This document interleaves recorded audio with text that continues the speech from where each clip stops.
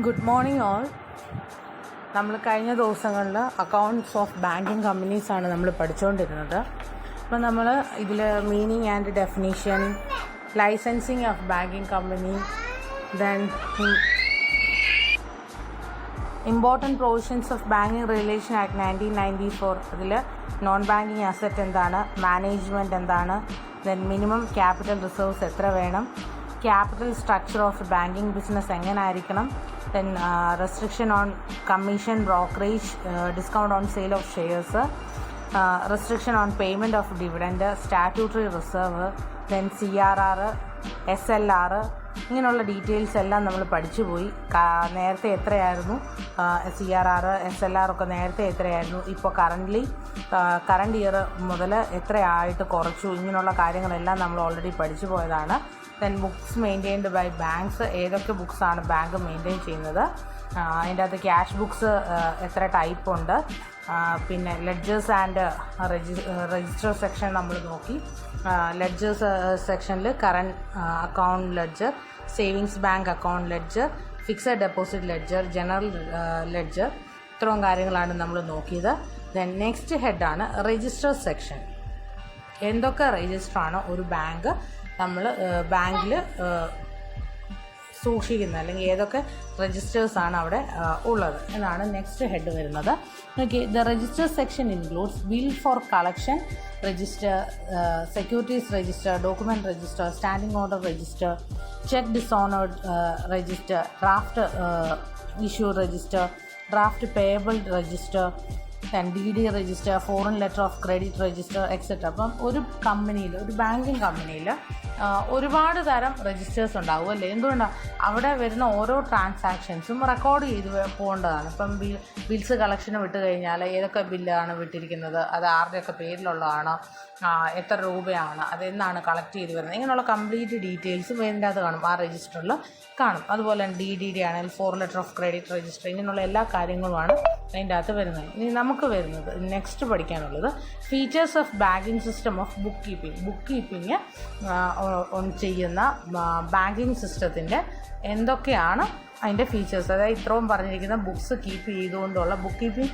സിസ്റ്റമുള്ള ബാങ്കുകളുടെ ഫീച്ചേഴ്സ് എന്തൊക്കെയാണെന്നാണ് പറയുന്നത്. നോക്കി, the personal ledgers are prepared directly from vouchers, not from journal. ഇവിടെ പറയുന്നത് പേഴ്സണൽ ലെഡ്ജേഴ്സ് പ്രിപ്പയർ ചെയ്യുന്ന വൗച്ചേഴ്സിൽ നിന്നാണ്, ജേണലിൽ നിന്ന് ആയിരിക്കത്തില്ല. ജേണലിലുള്ള ഡയറക്റ്റ് വൗച്ചറുകൾ നോക്കിയായിരിക്കും എഴുതിപ്പോകുന്നത്, ജേണൽ അവിടെ ക്രിയേറ്റ് ചെയ്യുന്നുണ്ടാവില്ല.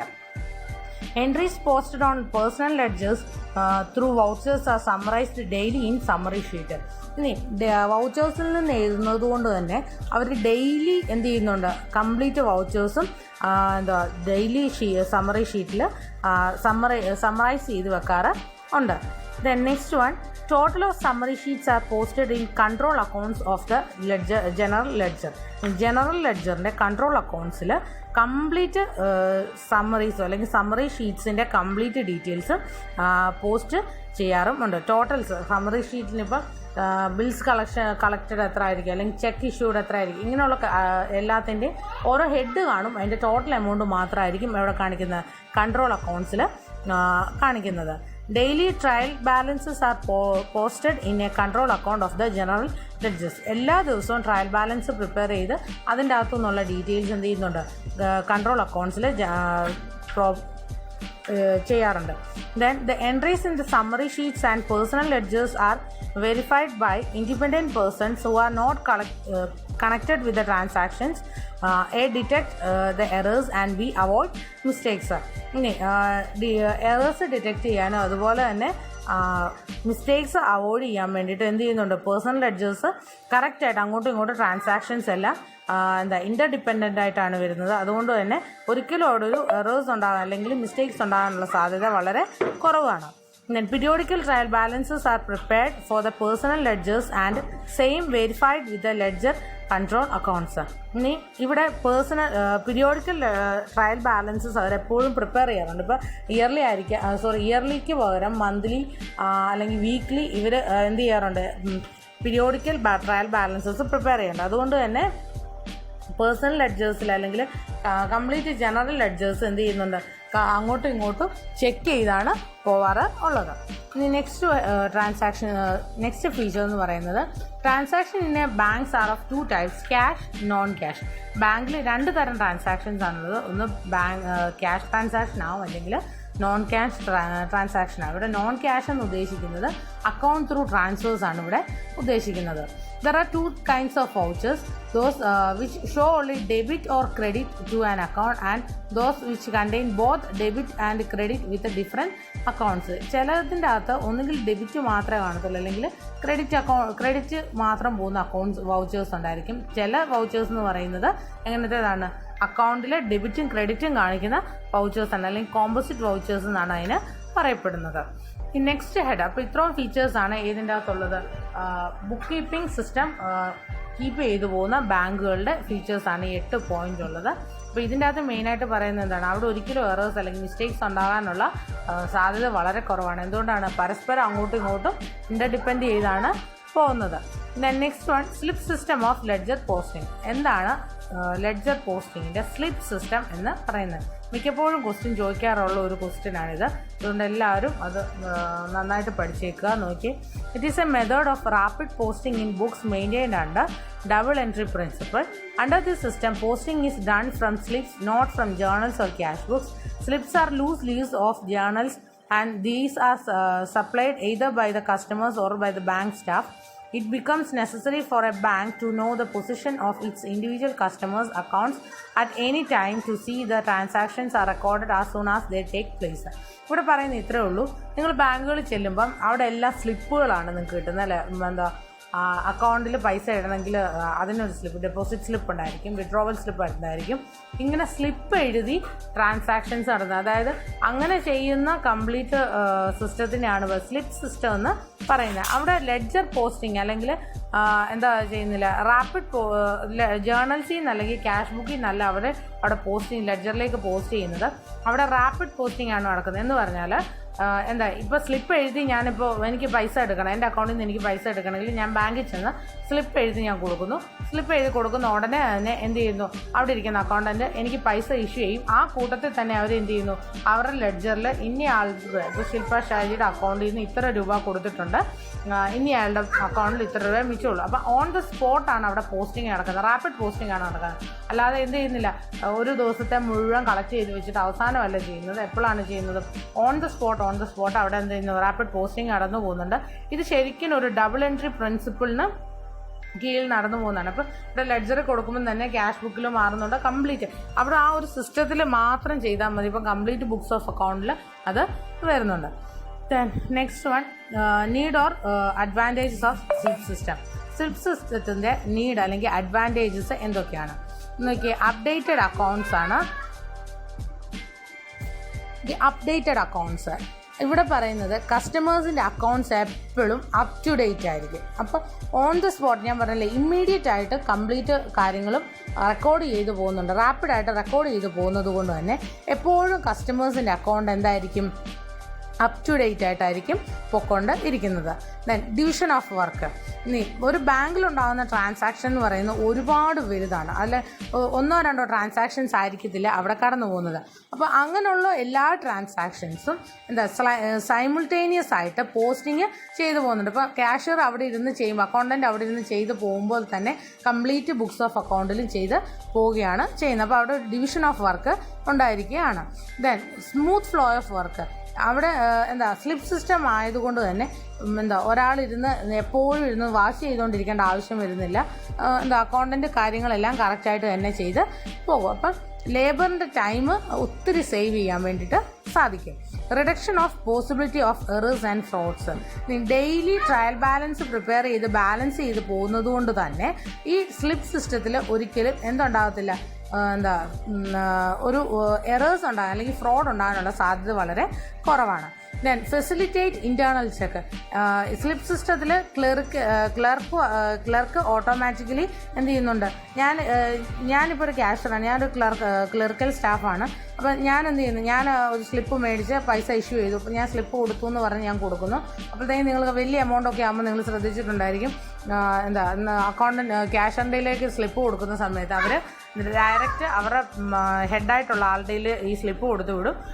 അവർ എന്ത് ചെയ്യുന്നു, സാങ്ഷൻ ചെയ്ത് വന്നാൽ മാത്രമേ എന്ത് ചെയ്യത്തുള്ളൂ, ഈ ബാങ്ക് സ്റ്റാഫ് പൈസ നമുക്ക് തരത്തുള്ളൂ. അപ്പോൾ സൈമിൾട്ടേനിയസ്ലി എന്ത് ചെയ്യുന്നു, ഈ പോസ്റ്റിംഗ് അവിടെ ഓട്ടോമാറ്റിക്കായിട്ട് നടന്നുകൊണ്ടേ ഇരിക്കും. അപ്പോൾ ഇൻറ്റേർണൽ ചെക്ക് എന്ന് പറയുന്നത് ഒരു ഇമ്പോർട്ടൻറ്റ് ഘടകമാണ് ഏതൊരു ഇൻസ്റ്റിറ്റ്യൂഷനിലെ. അതുകൊണ്ട് തന്നെ എന്ത് ചെയ്യുന്നു, ഇപ്പോൾ സൈമിൾട്ടേനിയസ് ആയിട്ടും എന്ത് നടക്കുന്നുണ്ട്, ഒരു ക്ലറിക്കൽ ചെക്ക് നടന്നു, അല്ലെങ്കിൽ ഇൻറ്റേർണൽ ചെക്ക് തന്നെ നടന്ന് പോകുന്നുണ്ട്. അപ്പോൾ അകത്ത് ഒരിക്കലും ഫ്രോഡ് ഉണ്ടാകാൻ അല്ലെങ്കിൽ മിസ്റ്റേക്സ് ഉണ്ടാകാനുള്ള സാധ്യത വളരെ കുറവായിരിക്കും. Next one, types of slips. ഏതൊക്കെ ടൈപ്പ് ഓഫ് സ്ലിപ്സ് ആണ് ഉള്ളത്?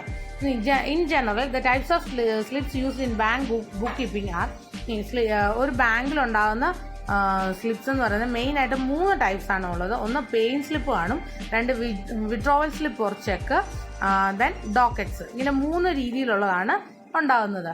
ഇനി എന്താണ് ഈ പേയിങ് സ്ലിപ്പ്? പേയിങ് സ്ലിപ്പ് എന്ന് പറയുമ്പോൾ ഓർക്കുക, കസ്റ്റമർ പൈസ ഡെപ്പോസിറ്റ് ചെയ്യാൻ വേണ്ടിയിട്ട് എഴുതി കൊടുക്കുന്ന സ്ലിപ്പുകളെയാണ് നമ്മൾ പേയിങ് സ്ലിപ്പ് എന്ന് പറയുന്നത്. ഈ സ്ലിപ്പിന് 2 ഭാഗങ്ങളാണുള്ളത്. ഒന്ന് കൗണ്ടർ ഫോയിലും കാണും, ഒരെണ്ണം മെയിൻ സ്ലിപ്പും കാണും. ബാങ്കിൽ നിങ്ങൾ പൈസ പോയിട്ടിട്ടുണ്ടെങ്കിൽ നിങ്ങൾക്കറിയാം, ബാങ്കിൽ പൈസ പോയിടുമ്പോൾ ഒരു ചെറിയൊരു പീസും കാണും, ഒരു വലിയൊരു പീസ് കാണും, അല്ല ഒരു റെക്റ്റാങ്കിൾ ഷേപ്പിലാണ് സ്ലിപ്പ് വരുന്നത്. അതിൻ്റെ ഒരു സ്ലിപ്പ് ക്യാഷ്യർ കയ്യിൽ വെക്കും, കൗണ്ടർ ഫോയിൽ ആ ചെറിയ സ്ലിപ്പ് നമ്മുടെ കയ്യിൽ തന്നു വിടുകയും ചെയ്യും. എന്തിനു വേണ്ടിയിട്ടാണ് ഇത് തന്നു വിടുന്നത്? നമ്മൾ പൈസ അടച്ചിട്ടുണ്ട് അല്ലെങ്കിൽ പേ അവിടെ ചെയ്തിട്ടുണ്ട് എന്നുള്ളതിൻ്റെ തെളിവായിട്ടാണ് നമുക്ക് തരുന്നത്. ക്യാഷ്യർ അവിടെ പൈസ മേടിച്ചിട്ടുണ്ട് എന്നുള്ളതിൻ്റെ തെളിവായിട്ട്, അല്ലെങ്കിൽ ക്യാഷ് ബുക്കിൽ എൻട്രി ചെയ്യാൻ വേണ്ടിയിട്ടാണ് എന്ത് ചെയ്യുന്നത്, ഈ സ്ലിപ്പ് മേടിച്ച് ക്യാഷ്യർ വെക്കുന്നത്. അതൊരു സ്ലിപ്പാണ്. പേഴ്സണൽ അക്കൗണ്ട്സ് കീപ്പ് ചെയ്യുന്ന ആൾക്കാർക്ക് കസ്റ്റമേഴ്സിൻ്റെ പേഴ്സണൽ അക്കൗണ്ടിലേക്ക് എല്ലാ ഡീറ്റെയിൽസും എഴുതുന്ന സമയത്ത് ഈ സ്ലിപ്പാണ് എന്തായിട്ട് വെക്കുന്നത്, അവരുടെ ഡോക്യുമെൻ്റ് ആയിട്ട് അല്ലെങ്കിൽ ഒരു തെളിവായിട്ട് വെക്കുന്നത്. ഇപ്പം പേയിങ് സ്ലിപ്പ് എന്ന് പറയുന്നത് എന്താ, ക്യാഷ്യറിന് നമ്മൾ എഴുതി കൊടുക്കുന്നത്, ക്യാഷ് അങ്ങോട്ട് ഇടാൻ വേണ്ടിയിട്ട് എഴുതി കൊടുക്കുന്ന സ്ലിപ്പാണ് പേയിങ് സ്ലിപ്പ് എന്ന് പറയുന്നത്. നെക്സ്റ്റ് വൺ,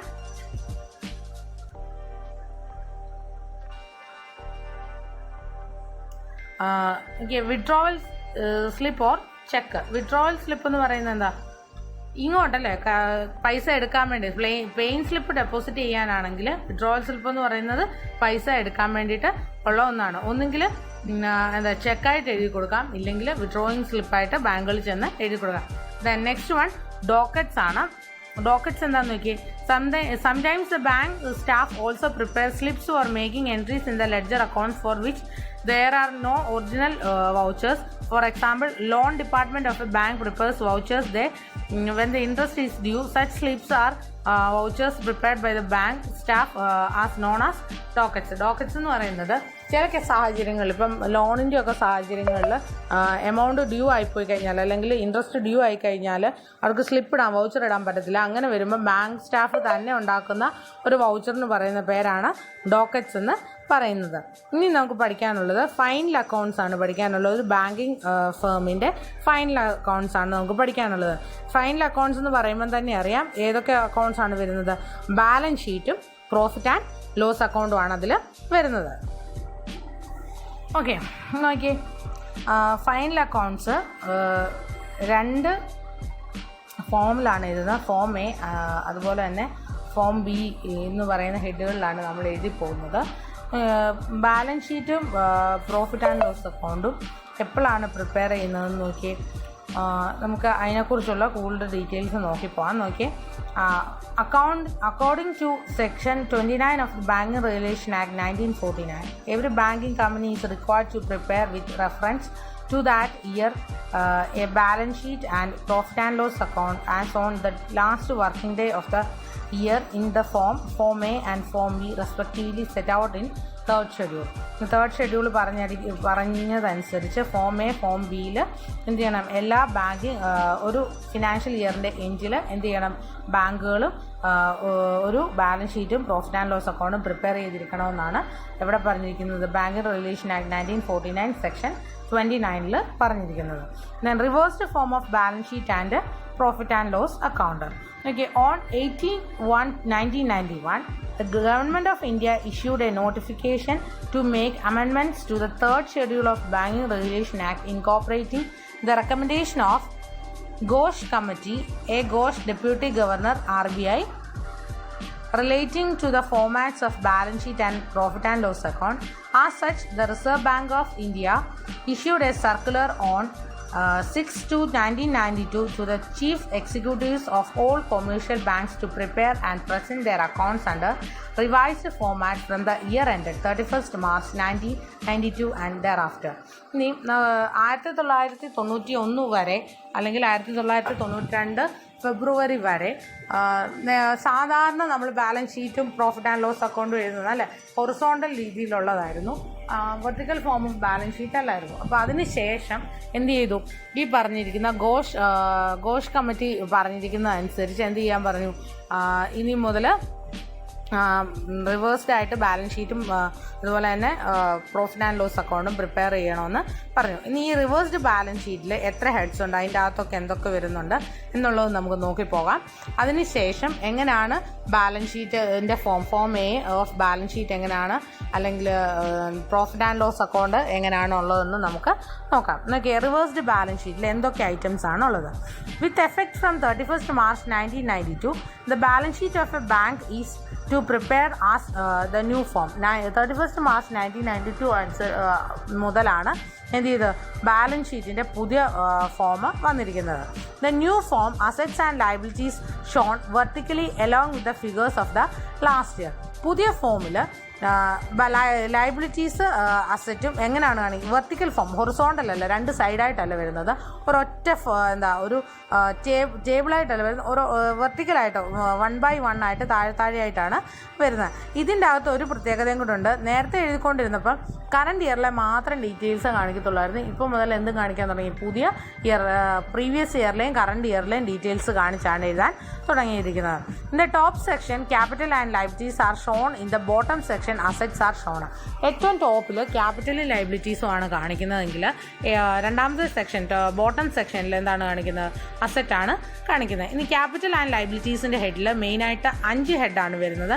ഒന്ന് ക്യാപിറ്റൽ വരാറുണ്ട്, reserves and surplus, deposit, borrowings, other liabilities and provisions. മെയിനായിട്ട് ഈ 5 ഹെഡാണ് ഉള്ളത്. ഇപ്പോൾ എപ്പോഴും ഓർത്തിരുന്നോണം, ഈ ഒരു ഈ ഒരു ഓർഡർ ഒരിക്കലും എന്തിന് മാറുന്നില്ല, ബാലൻസ് ഷീറ്റിന് മാറുന്നില്ല. അപ്പോൾ ഈ ഹെഡുകളാണ് നിങ്ങൾക്ക് ബാലൻസ് ഷീറ്റിൽ ഉള്ളത്. നോക്കിയേ, ക്യാപിറ്റലിൻ്റെ അകത്ത് എന്താണ് വരുന്നതെന്ന് നോക്കിയേ. ക്യാപിറ്റൽ എന്ന് പറയുന്നത് ഫസ്റ്റ് ക്യാപിറ്റൽ ആൻഡ് ലയബിലിറ്റീസിലെ ഏറ്റവും ആദ്യത്തെ ഐറ്റമാണ്. ഇതെന്ന് പറയുന്നത് ഷെഡ്യൂൾ നമ്പർ 1 ആണ് കാണിക്കുന്നത്. ഈ ഷെഡ്യൂൾ നമ്പർ 1 എല്ലാവർക്കും അറിയാവുന്നതുപോലെ തന്നെ authorised capital, issued capital, subscribed capital, fully paid up capital, partly paid up capital, ഇങ്ങനെയുള്ള എല്ലാ ഡീറ്റെയിൽസും കാണിക്കുന്നതാണ് ക്യാപിറ്റൽ എന്ന head. Then next one schedule number 2 ആണ് വരുന്നത്, റിസർവ്സ് ആൻഡ് സർപ്ലസ്. ഈ ഒരു ഹെഡിൻ്റെ അകത്ത് ക്യാപിറ്റൽ ആൻഡ് ലയബിലിറ്റീസിൻ്റെ അകത്ത് രണ്ടാമത്തെ സാധനമാണ് റിസർവ്സ് ആൻഡ് സർപ്ലസ് എന്ന് പറയുന്നത്. ഷെഡ്യൂൾ നമ്പർ 2 ആണത്. ഈ ഒരു ഹെഡിൻ്റെ അകത്ത് മെയിനായിട്ട് വരുന്നത് statutory reserve, capital reserve, share premium reserve, അതുപോലെ തന്നെ revenue reserve, share premium, profit and loss account balance, ഇങ്ങനെയുള്ള എല്ലാ ഐറ്റംസും സാധാരണ നോർമലി ഒരു റിസർവ്സ് ആൻഡ് സർപ്ലസ് അക്കൗണ്ട് വരുന്ന എല്ലാ ഐറ്റംസും ഇവിടെയും കാണും. ദെൻ നെക്സ്റ്റ് വൺ ആണ് ഡെപ്പോസിറ്റ്സ്. നമ്മൾ ഇത്രയും നാളും പഠിച്ചുകൊണ്ടിരുന്നപ്പോൾ ഡെപ്പോസിറ്റ് അസറ്റ് ആയിരുന്നു, പക്ഷേ ഇവിടെ വരുമ്പോൾ ലയബിലിറ്റി ആവും. എന്തുകൊണ്ടാണ്? ഇതൊരു ബാങ്കിങ് കമ്പനിയാണ്. അതുകൊണ്ട് തന്നെ ആൾക്കാരുടെ ഇന്ന് ഡെപ്പോസിറ്റ് മേടിച്ചു കഴിഞ്ഞാൽ അവർക്ക് എന്തുണ്ട്, തിരിച്ചു കൊടുക്കാനുള്ള ഒബ്ലിഗേഷൻ ഉണ്ട്. അതുകൊണ്ട് തന്നെ ഡെപ്പോസിറ്റ്സ് എപ്പോഴും എന്തായിട്ടേ വരത്തുള്ളൂ, ലയബിലിറ്റീസ് ആയിട്ട് മാത്രമേ വരത്തുള്ളൂ. ഇനി ഡെപ്പോസിറ്റ്സ് എന്ന് പറയുന്ന ഹെഡ് ഷെഡ്യൂൾ നമ്പർ 3 വരുന്നത്. ഈ ഡെപ്പോസിറ്റ് ഹെഡിൻ്റെ കീഴിലാണ് ഡിമാൻഡ് ഡെപ്പോസിറ്റ്, അതുപോലെ തന്നെ savings bank deposit, term deposit, ഇങ്ങനെയുള്ള എല്ലാ കാര്യങ്ങളും വരുന്നത്. Then next one borrowings. Borrowings എന്ന് പറയുന്നത് മെയിനായിട്ട് ഇവിടെ ഉദ്ദേശിക്കുന്നത് റിസർവ് ബാങ്കിൽ നിന്നോ അല്ലെങ്കിൽ മറ്റുള്ള ഫിനാൻഷ്യൽ ഇൻസ്റ്റിറ്റ്യൂഷൻസിൽ നിന്നോ ബാങ്ക് മേടിച്ചിട്ടുള്ള കടങ്ങളെയാണ് ഇവിടെ ബോറോയിങ്സ് എന്നൊക്കെ പറയുന്നത്. അല്ലാതെ ബാങ്കിൽ നിന്ന് ആൾക്കാർ വന്ന് ലോൺ എടുത്തുകൊണ്ട് പോയതിനെയല്ല ബോറോയിങ്സ് എന്ന് പറയുന്നത്. ബാങ്കിൽ നിന്ന് ആൾക്കാർ വന്ന് ലോൺ എടുത്തുകൊണ്ട് പോകുന്നതിനെ അവർ ബോറോയിങ്സ് എന്ന് പറഞ്ഞ അസറ്റ് സൈഡിൽ, അല്ലെങ്കിൽ ലോൺസ് എന്ന് പറഞ്ഞ അസറ്റ് സൈഡിലാണ് കാണിക്കുന്നത്. അപ്പോൾ ബോറോയിങ്സിൽ മെയിനായിട്ട് വരുന്ന എന്തൊക്കെയാണ്? Borrowings from reserve bank of India, other banks, institutions and agencies ആണ് വരുന്നത്. ഇത് ഷെഡ്യൂൾ നമ്പർ 4 വരുന്നത്. Then other liabilities and provisions. ഇനി ഇത് കൂടാതെയുള്ള ലയബിലിറ്റീസും പ്രൊവിഷൻസും, ഇതെന്ന് പറയുന്നത് മെയിനായിട്ടും provision for tax, provision for tax, bills payable, inter office adjustment, interest due, bills payable, ഇങ്ങനെയുള്ള ഡീറ്റെയിൽസ് കറണ്ട് ലയബിലിറ്റീസ് അല്ലെങ്കിൽ പ്രൊവിഷൻസ് ആയിട്ടുള്ളത് മാത്രമാണ് വരുന്നത്. പിന്നെ നെക്സ്റ്റ് ഹെഡാണ് അസറ്റ്സ്. അസറ്റ്സിലെ ഏറ്റവും ആദ്യത്തെ ഐറ്റമാണ് ക്യാഷ് ബാലൻസസ് വിത്ത് RBI ആയിട്ട് ഉള്ള ക്യാഷ് അല്ലെങ്കിൽ അത് കൂടാതുള്ള ബാലൻസസ് ആണ് കാണിക്കുന്നത്.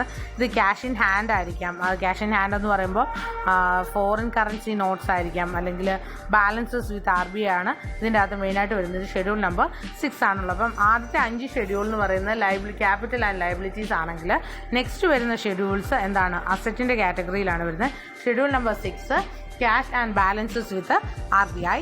Then next one schedule number 7 ആണ് വരുന്നത്. Balances with bank and money at call and short notice. നമ്മുടെ ബാങ്കിന് മറ്റുള്ള ബാങ്കുകളുമായിട്ടുള്ള ബാലൻസസും ഞാൻ ഇപ്പോൾ ഒരു ബാങ്ക് ആണെങ്കിൽ എനിക്ക് എക്സസ് ആയിട്ട് വരുന്ന എമൗണ്ട് അല്ലെങ്കിൽ എൻ്റെ ഒരു പ്രോഫിറ്റിൻ്റെ വീതം ഞാൻ വേറൊരു ബാങ്കിൽ പൈസ ഇട്ട് സൂക്ഷിക്കുന്നുണ്ടെങ്കിൽ ആ ബാലൻസസ് അല്ലെങ്കിൽ money at call, short notice, ഇങ്ങനെയുള്ള കാര്യങ്ങൾ, കോൾ ആൻഡ് ഷോർട്ട് നോട്ടീസ്, ഇങ്ങനെയുള്ള കാര്യങ്ങളെല്ലാം ഷെഡ്യൂൾ നമ്പർ 7 വരുന്നത്. Money on call and short notice എന്ന് പറയുന്നത് ഇവിടെ ഇൻ്റർ ബാങ്ക് ലോൺസ് അല്ലെങ്കിൽ short loans of stock brokers, ഇങ്ങനെയുള്ള കാര്യങ്ങൾ. അതായത് ചുരുക്കം പറഞ്ഞു കഴിഞ്ഞാൽ 24 മണിക്കൂറിനകം മണി അറ്റ് കോൾ എന്ന് പറഞ്ഞാൽ 24 മണിക്കൂറിനകം അല്ലെങ്കിൽ റീഫണ്ടബിൾ ആയിട്ടുള്ള ഐറ്റംസ് ആണ് മണി അറ്റ് കോൾ എന്ന് പറയുന്നത്. അതേസമയം മണി അറ്റ് ഷോർട്ട് നോട്ടീസ് എന്ന് പറഞ്ഞാൽ 7 ദിവസത്തിനകം നോട്ടീസ് പീരീഡിനകം തിരിച്ചടയ്ക്കുന്നതിനെയാണ് നമ്മൾ മണി അറ്റ് ഷോർട്ട് നോട്ടീസ് എന്ന് പറയപ്പെടുന്നത്. ഇനി നെക്സ്റ്റ് വൺ ഇൻവെസ്റ്റ്മെൻറ്റ് എന്ന് ഇവിടെ ഉദ്ദേശിക്കുന്നത് ഷെഡ്യൂൾ നമ്പർ 8 ഇത് വരുന്നത്. ഇൻവെസ്റ്റ്മെൻറ്റ് എന്ന് ഇവിടെ ഉദ്ദേശിക്കുന്നത് ഗവൺമെൻറ് സെക്യൂരിറ്റീസ് ആകാം, അല്ലെങ്കിൽ ഗവൺമെൻറ് അപ്രൂവ്ഡ് സെക്യൂരിറ്റീസ് ആകാം, ഷെയർസ്, ഡിബഞ്ചേഴ്സ്, ബോൺഡ്സ്, ഗോൾഡ്, ഇങ്ങനെയുള്ള ഏത് ഇൻവെസ്റ്റ്മെൻറ്റ് നടത്തിയാലും ഇൻവെസ്റ്റ്മെൻ്റ് ആയിട്ട് തന്നെയാണ് കാണിക്കുന്നത്. ദെൻ അഡ്വാൻസസ് എന്നുള്ള ഹെഡിൽ മെയിനായിട്ട് കാണിക്കുന്നത് bills purchased and discounted, cash credit, over draft, loan payable on demand, term loans, ഇങ്ങനെയുള്ള കാര്യങ്ങളെല്ലാം ആണ് അഡ്വാൻസസ് അല്ലെങ്കിൽ ലോൺ എന്ന ഹെഡിൽ കാണിക്കുന്നത്. ഷെഡ്യൂൾ നമ്പർ 9 വരുന്നത്. ദെൻ ക്യാപിറ്റൽ അസറ്റ്സ് ആണ് അടുത്ത ഹെഡ്. ക്യാപിറ്റൽ അസറ്റ്സിൽ പ്രെമിസസ്, ഫർണിച്ചർ, ഇങ്ങനെയുള്ള ഐറ്റംസ് ആണ് ക്യാപിറ്റൽ അസറ്റ്സ് അല്ലെങ്കിൽ ഫിക്സഡ് അസറ്റ് ഷെഡ്യൂൾ നമ്പർ 10 വരുന്നത്. Then next one other assets ആണ്. അതർ അസറ്റ്സ് എന്ന് പറയുമ്പോൾ inter office adjustments, interest accrued, tax paid in advance, നമുക്കറിയാം പ്രീപെയ്ഡ് എക്സ്പെൻസസ് എല്ലാം നമ്മുടെ അസറ്റുകളായിട്ടാണ് കാണുന്നത്. അങ്ങനെ സിൽവർ ഇൻ സ്റ്റോക്ക്, ഇതെല്ലാം എന്തായിട്ടാണ് വരുന്നത്, അതർ അസറ്റ്സ് ആയിട്ട് ഷെഡ്യൂൾ നമ്പർ 11 കാണിക്കുന്നത്. ഇനി നെക്സ്റ്റ് ഹെഡാണ് കണ്ടിൻജന്റ് ലയബിലിറ്റി. എന്താണ് ഈ കണ്ടിൻജന്റ് ലയബിലിറ്റി എന്ന് പറഞ്ഞാൽ നമുക്കറിയാം ഈ ലയബിലിറ്റി ഉണ്ടാകുമോ ഇല്ലയോ എന്നുള്ള കാര്യത്തിന് നമുക്ക് ഉറപ്പൊന്നുമില്ല. ഇൻ കേസ് അങ്ങനെ ഒരു സംഭവം, ഒരു ഈവൻ്റ് ഉണ്ടായിക്കഴിഞ്ഞാൽ അങ്ങനെ ഒരു ലയബിലിറ്റി ഉണ്ടാകാനുള്ള സാധ്യതയുണ്ട്. അങ്ങനെയുള്ള ലയബിലിറ്റി അത് ആക്ച്വൽ ലയബിലിറ്റി അല്ല, പക്ഷേ ഉണ്ടാകാൻ സാധ്യതയുള്ള ലയബിലിറ്റിയാണ്. അതിന് വേണ്ടിയിട്ടുള്ള അങ്ങനെയുള്ള ലയബിലിറ്റീസിനെയാണ് നമ്മൾ കണ്ടിൻജന്റ് ലയബിലിറ്റീസ് എന്ന് പറയുന്നത്. എന്ന് നോക്കിയാൽ contingent liability is one which is not an actual liability but which will become an actual one on the happening of some event which is uncertain. Okay, contingent liabilities have 2 characteristics. First one, uncertainty to whether the amount will be payable at all, and to uncertainty about the amount involved. ഇത് എപ്പോൾ ഉണ്ടാവുമെന്നും എത്ര രൂപ ആകുമെന്നും നമുക്ക് ഒരിക്കലും പറയാൻ സാധിക്കുന്നില്ല. ഇത് രണ്ടും കണ്ടിൻജന്റ് ലയബിലിറ്റീസിൻ്റെ ഒരു ഫീച്ചർ അല്ലെങ്കിൽ ക്യാരക്ടറിസ്റ്റിക്സ് ആണ്. It is sufficient if the amount of contingent liability to be stated on the face of the balance sheet by way of a foot not.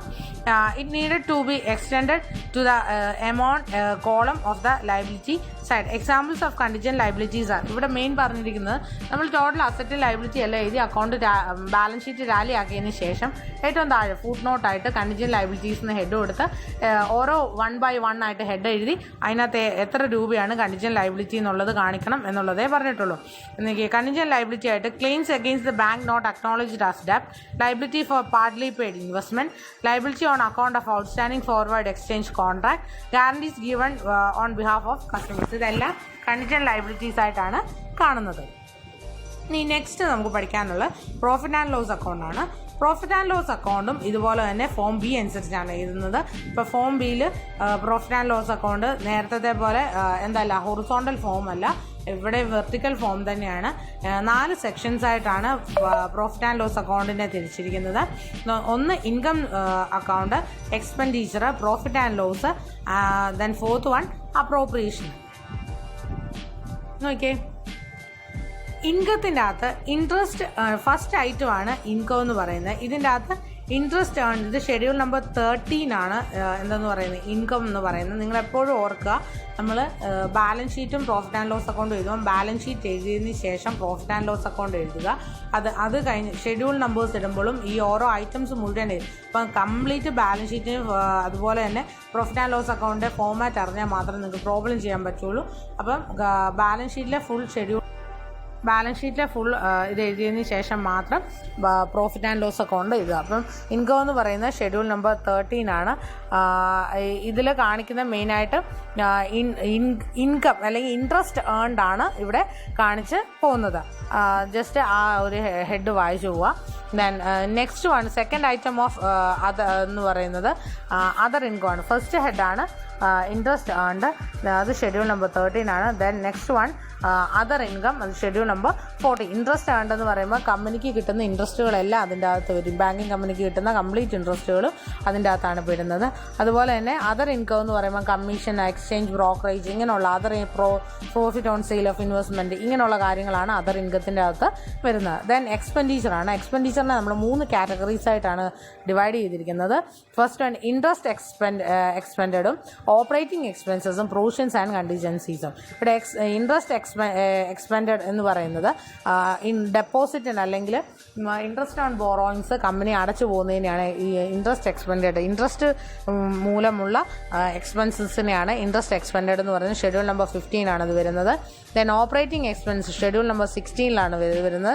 Operating expense എന്ന് പറയുമ്പോൾ സാധാരണ ഉണ്ടാകുന്ന എല്ലാ ഓപ്പറേറ്റിംഗ് എക്സ്പെൻസ്, സാലറീസ് വരാം, wages വരാം, rent rates and taxes, printing and stationery, advertisement, depreciation, directors fees, ഇങ്ങനെയുള്ള എല്ലാ ഐറ്റംസും ഏതിൻ്റെ അകത്താണ് വരുന്നത്, ഓപ്പറേറ്റിംഗ് എക്സ്പെൻസിൻ്റെ അകത്താണ് വരുന്നത്. Then next one provisions and contingencies. ഇതിലിവിടെ provision for bad debts, provision for taxation, other provisions, ഇങ്ങനെയുള്ള എല്ലാമാണ് ഇവിടെ വരുന്നത് പ്രൊവിഷൻസ് ആൻഡ് കണ്ടിജൻസീസിൽ വരുന്നത്. ഇനി അടുത്ത ഹെഡാണ് പ്രോഫിറ്റ് ആൻഡ് ലോസ് എന്ന് പറയുന്നത്. ഇത് നമുക്കറിയാം, ഇൻകത്തിൽ നിന്ന് എക്സ്പെൻഡിച്ചർ ലെസ് ചെയ്ത് കഴിയുമ്പോൾ നിങ്ങൾക്ക് കിട്ടുന്നതാണ് പ്രോഫിറ്റ് ആൻഡ് ലോസ് എന്ന് പറയുന്നത്. ദെൻ നെക്സ്റ്റ് വൺ എന്താണ്, ഓൾ അപ്രോപ്രിയേഷൻസ്. ഇനി ബാക്കി അപ്രോപ്രിയേഷൻസ് ആണ് ഇതിൻ്റെ അകത്ത് വരുന്നത്.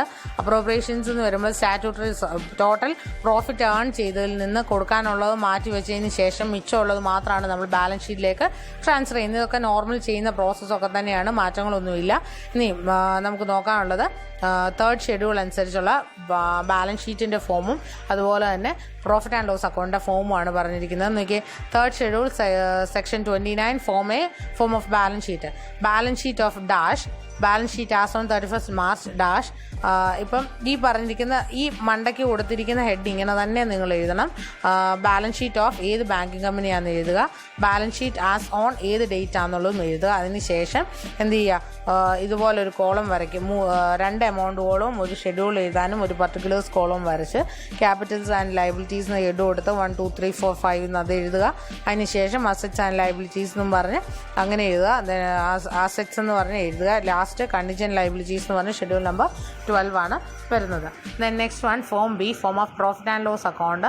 ഇപ്പോൾ പറഞ്ഞാണ് ഇൻകത്തിൻ്റെ അടിയിൽ 2 ഹെഡാണ് വരുന്നത്. ഇൻട്രസ്റ്റ് ഏൺഡും അതർ ഇൻകവും വരുന്നുണ്ട്. എക്സ്പെൻഡിച്ചറിൻ്റെ അടിയിൽ interest expended, operating expense, provisions and contingencies. Then profit and loss എന്ന് പറയുന്ന ഹെഡിൻ്റെ അടിയിൽ കറണ്ട് ഇയർ പ്രോഫിറ്റ് കണ്ടുപിടിക്കണം. അതുപോലെ തന്നെ കഴിഞ്ഞ വർഷത്തെ ബ്രോഡ് ഫോർവേഡ് ചെയ്തിട്ടുണ്ടെങ്കിൽ അതിനെയും അത് ആഡ് ഓൺ ചെയ്യുക. ദെൻ അപ്രോപ്രിയേഷൻസ് ഏതൊക്കെയാണോ കൊടുക്കേണ്ടത് അതെല്ലാം കൊടുത്തതിന് ശേഷം മിച്ചമുള്ള എമൗണ്ട് നെക്സ്റ്റ് ഇയറിലേക്ക് ക്യാരി ഫോർവേഡ് ചെയ്യുക. അപ്പോൾ ഇത്രയും കാര്യങ്ങളാണ് നമുക്ക് ഇന്ന് ഡിസ്കസ് ചെയ്യുന്നത്. ഇനി നാളെ മുതൽ ഷെഡ്യൂൾ നമ്പർ 1, 2 അങ്ങനെ ഷെഡ്യൂൾ നമ്പർ 16 വരെ ഡീറ്റെയിൽഡ് ആയിട്ട് എന്തൊക്കെയാണ് ഓരോ ഷെഡ്യൂളിൻ്റെ അകത്തും വരുന്നത് എന്നുള്ളത് നമുക്ക് നോക്കാം. അപ്പോൾ ഇന്നത്തെ ക്ലാസ് എല്ലാവർക്കും മനസ്സിലായി എന്ന് വിചാരിക്കുന്നു. അപ്പം ഈ ക്ലാസ് നിങ്ങൾക്ക് ഹെൽപ്ഫുൾ ആവട്ടെ. നന്നായിട്ട് തന്നെ എല്ലാവരും പഠിക്കുക. മുന്നോട്ട് പരീക്ഷകളൊക്കെ നന്നായിട്ട് എഴുതാൻ ശ്രമിക്കുക. ഓക്കെ, ഇത്രയും തിയറീസ് പഠിപ്പിച്ചിരിക്കുന്നത് കംപ്ലീറ്റ് എല്ലാവരും നല്ല തറവാക്കി പഠിച്ചു പോവുക. ഇല്ലാന്നുണ്ടെങ്കിൽ മുന്നോട്ട് നമുക്ക് പ്രോബ്ലം ചെയ്യുമ്പോൾ ഒരുപാട് ബുദ്ധിമുട്ടുകളുണ്ടായിരിക്കും. അതുകൊണ്ട് ഈ ഒരു ഏരിയ നിങ്ങൾ നന്നായിട്ട് പഠിക്കണം. Okay, thank you.